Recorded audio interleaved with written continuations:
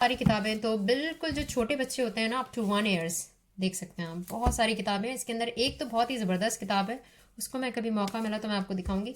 ये सारे छोटे बच्चों की किताबें हैं जो 6 मंथ्स के होते हैं। ये रिपीट। अस्सलाम वालेकुम एवरीवन।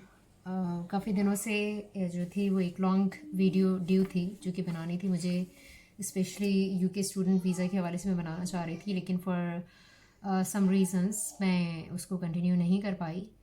आज मैंने सोचा आप क्यों ना हम यूके के एजुकेशन सिस्टम को डिस्कस कर लेते हैं और बताते हैं आपको कि भाई यूके में किस तरह से एजुकेशन सिस्टम को डिवाइड किया गया है और कितने स्टेजेस हैं। सबसे इम्पॉर्टेंट चीज़ जो यूके में है, वो सबसे अच्छी भी आप कह लें कि वो ये है कि यहाँ पर 3 साल से 16 साल तक की जो एजुकेशन है वो कंपलसरी है। यानी स्टूडेंट को इस एज तक एजुकेशन लाजमी लेना होती है। 16 ईयर्स के बाद आपकी अपनी चॉइस है, आप फर्दर एजुकेशन लेना चाहते हैं नहीं लेना चाहते हैं, it's up to you. UK में रहने वाले बच्चों को प्राइमरी और सेकेंडरी स्कूल अटेंड करना बहुत ज़रूरी होता है और उसके बाद फिर उनकी अपनी चॉइस है। 2 तरह के स्कूल्स होते हैं यहाँ पर। एक होता है स्टेट का स्कूल जो कि गवर्नमेंट फंडेड होता है और ये फ्री होता है तमाम स्टूडेंट्स के लिए। इट इज़ जस्ट लाइक हमारे यहाँ जो होता है पीला स्कूल या गवर्नमेंट का स्कूल जो होता है, बिल्कुल इसी तरह से यहाँ पे भी स्टेट के स्कूल्स होते हैं। और second one is independent school.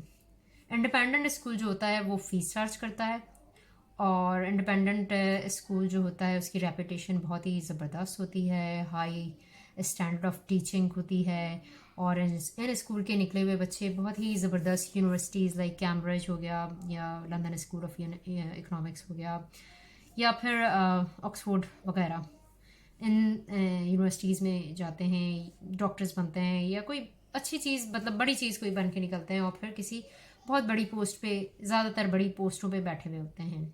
UK को जो है बेसिकली 4 हिस्सों में तकसीम किया जा सकता है: इंग्लैंड, स्कॉटलैंड, आयरलैंड, वेल्स। और इन चारों जोन में जो थोड़ा बहुत डिफरेंस है एजुकेशन का। I am living in the England, तो मैं आपसे इंग्लैंड की बात करूंगी। इंग्लैंड और वेल्स का सेम जो है वो पॉलिसी है एजुकेशन की, तो इसलिए मैं इंग्लैंड और वेल्स की बात कर रही हूँगी।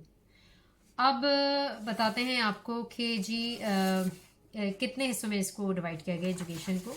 It's better to show you through this paper, तो आप ज़्यादा आराम से और आसानी से समझ सकेंगे। देख सकते हैं आप, सबसे पहले होती है अर्ली ईयर की एजुकेशन। उसके बाद है primary education which is case 1 and case 2। Secondary education है, फिर फर्दर एजुकेशन है, फिर हायर एजुकेशन है। अच्छा, अर्ली ईयर में जो है वो आती है नर्सरी और रिसेप्शन, यानी 3 से 5 साल तक के बच्चे इसमें पढ़ते हैं। ये आपके अपने ऊपर है, आप बहुत सारे लोग नहीं करवाते हैं, बहुत सारे लोग डायरेक्ट प्राइमरी एजुकेशन यानी कि केस 1 से ही अपनी एजुकेशन को स्टार्ट करते हैं, बच्चों की एजुकेशन को। प्राइमरी एजुकेशन जो है उसमें केस 1 और केस 2 आता है। सेकेंडरी एजुकेशन में केस 3, केस 4 आता है और उसके बाद हाई फर्दर एजुकेशन में केस 5 आता है। केस 1 की अगर हम बात करें तो केस 1 जो है उसके अंदर कौन सी क्लासें आती हैं? एयर 1 और एयर 2, और एज लिमिट जो है वो 5 से 7 साल की है। Case 1 is the start. और बहुत ज़्यादा बर्डन नहीं दिया जाता बच्चों को यहाँ पर, सिर्फ और सिर्फ कोर सब्जेक्ट्स पर फोकस रखा जाता है। कोर सब्जेक्ट जो हैं वो 3 ही हैं बस यहाँ पे, जो मैंने अब तक देखा है। यहाँ पे आपको इंग्लिश पे फुल इनका जोर होता है, मैथ्स पे होता है, साइंस पे होता है, that's it. Geography, history, music पढ़ाई जाती है, लेकिन इसका कभी मैंने होमवर्क एटलीस्ट केस 1 में नहीं देखा। एयर 1 और एयर 2 की जो असेसमेंट होती है that is called phoenix screening. यानी जब एयर 1 या एयर 2 कंप्लीट होता है तो उसके अंदर बच्चों की वो काबिलियत चेक करते हैं। काबिलियत सिर्फ और सिर्फ किस चीज़ की कर रहे हैं? इंग्लिश के अंदर फोनिक्स की।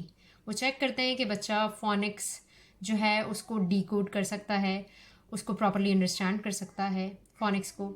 और इसका एग्ज़ाम इस तरह से होता है कि 40 के करीब वर्ड्स दिए जाते हैं स्टूडेंट को लाउडली पढ़ने के लिए, और फिर टीचर उसके बाद उसको देखता है कि वो सही पढ़ रहा है, बच्चा प्रोनाउंस सही कर रहा है, फोनिक्स का साउंड सही निकाल रहा है या नहीं निकाल रहा। तो अगर इसमें बच्चा इवन 33 अराउंड 33 या 34 के करीब मार्क्स होते हैं, I am not sure for that कि पास होने के, लेकिन अगर पास ना भी हो तो आगे प्रमोट कर देते हैं बच्चों को। बाकी मैथ्स और साइंस की जो असेसमेंट होती है बिल्कुल होती है, वो क्लास के अंदर होती है। बस पूरे साल में जो भी पढ़ाया उनकी अपनी प्रोग्रेस बच्चों की जो रही है उसके ऊपर असेसमेंट होती है। इसके अलावा कोई एग्ज़ाम नहीं होता। बच्चे एयर 1 से एयर 2 में प्रमोट हो जाते हैं। केस 1 के बाद हम बात करते हैं केस 2 की। केस 2 में भी एग्जैक्टली सेम वही कोर्सेज होते हैं, वही कोर्स सब्जेक्ट्स होते हैं, मैथ्स, इंग्लिश, साइंस। अच्छा, इसके अंदर जो क्लासेस हैं वो आप देख सकते हैं एयर 3, एयर 4, 5, 6 और एज लिमिट इसके अंदर है 7 से 11 साल के बच्चे होते हैं। अच्छा, मज़ीद जो है वो जो भी कोर सब्जेक्ट्स हैं उसकी नॉलेज को एक्सटेंड किया जाता है। और इसके भी बिल्कुल एंड ऑफ द स्टेज, जब स्टेज इसका फिनिश हो रहा होता है KS2 का, तो एग्ज़ाम होता है इंग्लिश और मैथ्स का, सिर्फ और सिर्फ इंग्लिश मैथ्स का एग्ज़ाम होता है। English reading, English grammar, punctuation और स्पेलिंग वगैरह हो गई, और मैथमेटिक्स का एग्ज़ाम होता है। साइंस का दोबारा से मैं आपको बता दूं कि एग्ज़ाम नहीं होता, वो क्लास के अंदर असेसमेंट की जाती है हर बच्चे की अलग अलग, वो टीचर करता है। मैं यहाँ पे सॉरी मेंशन करना भूल गई थी, KS मीन की स्टेज। अच्छा, अब केस 2 के बाद बारी आती है केस 3 की। केस 1 और केस 2 जो है बेसिकली ये प्राइमरी स्कूल की स्टेजेस हैं, और केस 2 जैसे ही फिनिश होता है बच्चे को सेकेंडरी स्कूल में जाना पड़ता है। बाज़ स्कूल ऐसे होते हैं जिसमें प्राइमरी और सेकेंडरी स्कूल एक ही स्कूल में होता है, जबकि बाज़ दफ़ा ऐसा होता है कि प्राइमरी स्कूल अलग होते हैं और फिर बच्चे को सेकेंडरी स्कूल के लिए अप्लाई करना पड़ता है। तो केस 3 जैसे ही स्टार्ट होता है सेकेंडरी स्कूल स्टार्ट हो जाता है। और केस 3 में आते हैं एयर 7, एयर 8, 9, और इसमें जो एज लिमिट है वो 11 से 14 साल की है।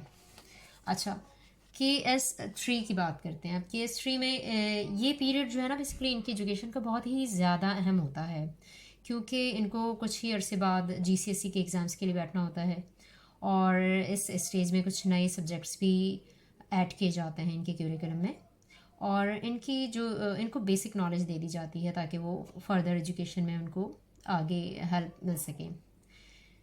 सब्जेक्ट्स जो होते हैं वो होते हैं English, mathematics, science, history, geography, art and design, music, physical education, modern foreign language, design and technology, और फिर कंप्यूटिंग। ये सारे सब्जेक्ट्स पढ़ाए जाते हैं, अच्छे खासे सब्जेक्ट्स हैं। और केस 3 का जब इख्तिताम होता है, फिनिश होता है जब केस 3, तो फिर कुछ स्टूडेंट जो हैं वो GCSE के लिए अपेयर हो सकते हैं, बैठ सकते हैं GCSE के एग्ज़ाम में, या फिर किसी दूसरे नेशनल क्वालिफिकेशन के लिए बैठ सकते हैं।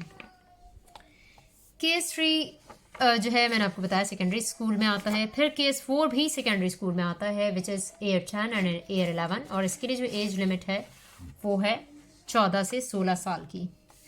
अब ये जो है वो आपकी कंपलसरी एजुकेशन का लास्ट स्टेज है, फाइनल स्टेज है, यानी जो UK में 16 साल की तालीम मैंने आपको बताया कंपलसरी है, उसका ये आखिरी स्टेज है। और इसके बाद आपकी मर्ज़ी, आप फर्दर कंटिन्यू करना चाहें या फिर क्वाइट कर दें अपनी एजुकेशन को। और इस वक्त नेशनल असेसमेंट लिया जाता है, और जो कि उन्हें फिर GCSE में हेल्प करता है। कोर सब्जेक्ट्स यहाँ पे इंग्लिश, मैथ्स और साइंस ही होते हैं। फाउंडेशन सब्जेक्ट्स जो होते हैं वो कंप्यूटिंग, फिजिकल एजुकेशन, सिटीजनशिप होती है। और फिर कुछ ऑप्शनल सब्जेक्ट्स भी होते हैं जो कि आपको चूज़ करने होते हैं। चूज़ करने वाले सब्जेक्ट्स में एक चूज़ करना होता है। चूज़ करने वाले सब्जेक्ट्स में होता है आर्ट, या तो आप आर्ट ले लें, डिज़ाइन एंड टेक्नोलॉजी ले लें, या फिर ह्यूमैनिटीज़ ले लें, मॉडर्न फॉरेन लैंग्वेज ले लें। 4 सब्जेक्ट्स में से आपको एक सब्जेक्ट चूज़ करना होता है। तो यानी यहाँ पर केस 3 और केस 4 पढ़ने के बाद आपकी सेकेंडरी स्कूल फिनिश हो गई। नाउ यू आर फ्री, आप जॉब करना चाहें या फिर मज़ीद आगे पढ़ने के लिए आप केस 5 में एडमिशन ले सकते हैं, और फिर एडवांस लेवल की क्लास होती है जिसे A लेवल भी कहा जाता है, और इसके लिए जो एज लिमिट है वो है 16 to 18 ईयर्स। इसमें 2 साल के बाद जो है वो फिर आप एग्ज़ाम के लिए अपेयर हो सकते हैं। केस 5 के बाद फिर आपकी हायर एजुकेशन आती है। यहाँ जब आपका रिज़ल्ट आ जाता है और फिर आप देखते हैं कि आप किस चीज़ के लिए एलिजिबल हैं, यानी किस चीज़ में एडमिशन ले सकते हैं या लेना चाहते हैं, तो फिर आप उसके लिए हायर एजुकेशन के लिए अपनी अप्लाई करते हैं। प्राइवेट स्कूल कह लें या इंडिपेंडेंट स्कूल कह लें, उसके बच्चे बिल्कुल डिफरेंट होते हैं। फीस अफोर्ड करना it's very hard for a middle class family. लेकिन अगर आपने इंडिपेंडेंट स्कूल में अपने बच्चों को पढ़ा दिया तो definitely they are going to be something. हम चाहें अगर तो हम इस तरह से कर सकते हैं कि अपने बच्चों को इतनी अच्छी प्रिपरेशन दे दें प्राइमरी स्कूल में, यानी KS1 और KS2 की इतनी अच्छी एजुकेशन आप दें कि फिर उनको स्कॉलरशिप के लिए प्रिपरेशन करवाएं और फिर इंडिपेंडेंट स्कूल में आप एडमिशन आपको मिल जाते हैं स्कॉलरशिप पे। KS3 से जो एजुकेशन होती है सेकेंडरी एजुकेशन, उसके लिए आप स्कॉलरशिप अप्लाई करते हैं और आपके बच्चों को एडमिशन मिल सकता है। यूके में एजुकेशन सिस्टम जो है वो डिफरेंट होता है, थोड़ा सा डिफरेंट है। फंडामेंटल सिमिलैरिटीज़ हैं, वो ये हैं कि 16 साल तक की एजुकेशन पूरे यूके के अंदर, स्कॉटलैंड हो, वेल्स हो, कहीं पे भी हो, वो कंपलसरी है, लाजमी तालीम हासिल करेंगे। और इंडिपेंडेंट स्कूल जो होते हैं यानी प्राइवेट स्कूल में ज़्यादातर स्टूडेंट 18 साल की उम्र तक स्कूल में ही रहते हैं और तकरीबन तमाम ही बच्चे यूनिवर्सिटीज़ में जाते हैं। अच्छा, मैंने ये देखा स्टेट के स्कूल की बात कर लें यानी गवर्नमेंट स्कूल की, तो उसमें बहुत सारे बच्चे मैंने खुद अपनी आंखों से देखे हैं, बच्चे जो कि क्या नाम है सेकेंडरी स्कूल पढ़ने के बाद फिनिश किया और फिर पढ़ाई छोड़ देते हैं। They don't go for the further education के लिए वो नहीं चाहते हैं, और जिसकी वजह से यहाँ पर जाहिर है कि हायर एजुकेशन सारे बच्चे नहीं ले रहे होते हैं। लेकिन एटलीस्ट ये जो 16 ईयर्स की जो इन्होंने कंपल्सरी किया हुआ है, उसकी वजह से यहाँ का लिटरेसी रेट बहुत ज़बरदस्त है, अच्छा रेट है कि लोग जो यहाँ पे 16 ईयर्स के बाद भी एटलीस्ट उनके अंदर एक कॉन्फिडेंस होता है, उनके अंदर नॉलेज होती है और they can deal with things easily, उनको मुश्किल नहीं होती किसी चीज़ में। अच्छा, अगर आप इंग्लैंड और स्कॉटलैंड की बात करें तो यस, उनकी प्रैक्टिसेस में फ़र्क नज़र आएगा आपको। इंग्लैंड एंड वेल्स में जो गवर्नमेंट ने 1988 में नेशनल करिकुलम जो इंट्रोड्यूस किया था, उसको फॉलो करना ज़रूरी होता है और ये स्टेट स्कूल के लिए ज़रूरी है। प्राइवेट स्कूल वाले जो है वो इसको ज़रूरी नहीं कि फ़ॉलो करें। और असेसमेंट होती है हर स्कूल की आफ्टर फ्यू ईयर्स, और जिसमें जो है वो चेक किया जाता है कि स्कूल की परफॉर्मेंस कैसे जा रही है और कौन सा स्कूल अच्छा है। बहुत सारे जो हैं वो स्टेट के स्कूल भी अच्छी रैंकिंग पे होते हैं और बहुत अच्छी रेटिंग होती है उनकी।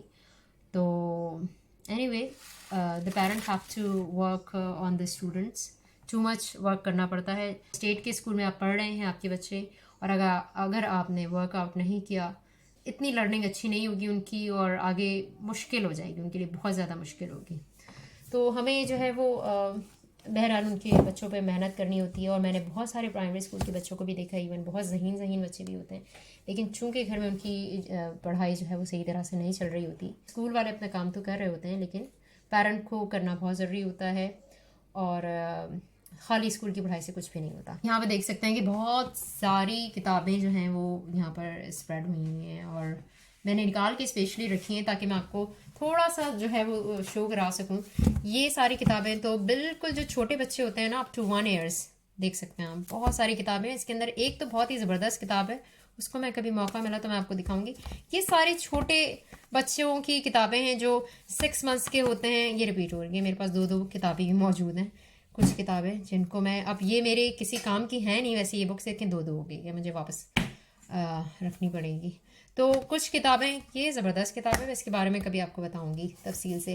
तो ये ख़राब भी हो गई हैं, कितनी गंदी हो गई हैं, वो असल में पढ़ के और खेल के। ये किताबें जो हैं बच्चों की पैदाइश के बाद से ही पढ़ाई जाती हैं और अप टू 2 ईयर्स ये पढ़ते रहते हैं। ये किताबें मिलती हैं हमें गवर्नमेंट की तरफ से, फ्री मिलती हैं और इसकी कोई कॉस्ट नहीं होती है। और तो अपने बच्चों को फोनिक्स पे ज़्यादा से ज़्यादा काम उसके करें। Thank you so much for watching. अल्लाह हाफिज़।